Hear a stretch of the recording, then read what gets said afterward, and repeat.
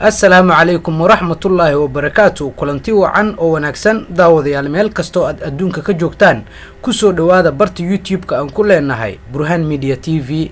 daawade haddii aad ku cusub tahay barteena YouTube-ka waxaan ka codsanayaa inaad subscribe noo saarto oo aad nagu soo biirto maxaa yeelay waxaad meeshan kala socon kartaa wararkii ugu dambeeyay Soomaaliya iyo caalamka iyo dhacdooyinka ka dhaca caalamka oo idil. bulshada guud ee dalka Faransiiska waxay gaaraysaa ku dhawaad 67 milyan. muslimiinta dalkaas ku nool ayaa lagu qiyaasay ilaa 6 milyan oo u dhiganta 9% oo ka mid ah shacabka guud ee dalkaas sida lagu ogaaday cilmi baaris la sameeyay sanadkii 2017. diinta islaamka waa midda labaad ee ugu weyn ee ku xigta masiixiga sida lagu xusay warbixino hore loo soo saaray. bulshada muslimiinta ah ee ku nool dalka Faransiiska waa kuwa ugu badan galbeedka qaaradda Yurub. dalkaas badankood ilaa 70% waxay asal ahaan ka soo jeedaan galbeedka Afrika, gaar ahaan dhulkii uu Faransiisku gumeystay ee Algeria, Morocco iyo Tunisia. sidoo kale waxaa dhawaan ku sii badanayay muslimiinta ka soo jeeda bariga dhexe.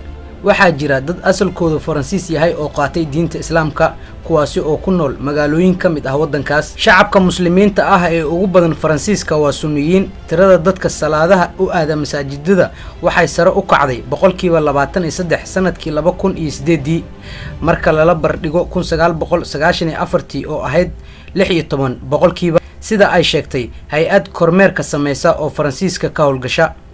bulshada muslimiinta ah ee Faransiiska waxa ay da'dooda u badan tahay kuwa aadka uga yar 24 sano sida la rumaysan yahay. xog sax ah in la helo way adag tahay maadaama Faransiiska uu arrimaha diinta iyo jinsiyadda u arko arrimo shakhsi u gaar qofka. muslimiintii ugu horeeyay waxay Faransiiska tageen qarniyo ka hor, balse tirada ugu badneed waxay dalkaasi galeen xilligii gumeysiga uu bilowday iyo xilliyadii dagaaladii xoreynta ee 1954 ilaa 1962.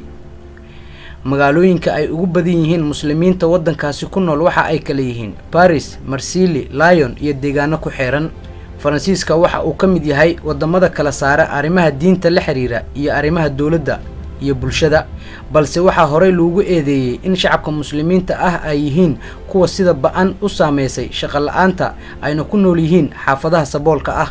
astaamaha diimaha oo laga mamnuucay goobaha bulshada waxaa ka dhashay dhaleeceyn ballaaran, waxaana loo arkay in xijaabka dumarka muslimadda ah loola jeeday go'aankaasi kadib weeraro argagixiso oo ay ka dhaceen Faransiiska sanadihii 2015 ilaa 2016. arrimaha amniga ayaa ka mid noqday waxyaabaha ugu waaweyn ee diiradda ay saaraan dadka codeyaasha ah ee ka qayb gala doorashada madaxweynaha ee ka dhacda dalkaas. wadankan waxaa xasaasi ka ah in la isku dheelitiro muslimnimada iyo argagixisada. guud ahaan qaaradda Yurub muslimiinta ku nool waxaa lagu qiyaasaa ku dhawaad 16 milyan. sidoo kale wadanka Jarmalka oo ku xiga wadanka Faransiiska waxaa ku nool ilaa 3.3 milyan, halka Britain ilaa 1.6 milyan ay ku nool yihiin. Talyaaniga iyo Netherland waxaa ku nool isku darka 1 milyan oo muslimiin ah.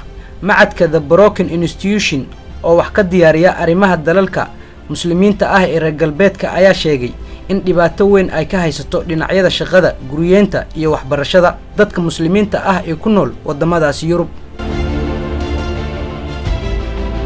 intaasi waxaan ku soo gabagabeynay barnaamij gaar ah oo aan uga hadlaynay muslimiinta ku nool dalka Faransiiska iyo guud ahaanba dalalka Yurub. daawadayaal waxaad kala socoteen barta YouTube-ka aan ku leenahay Burhan Media TV.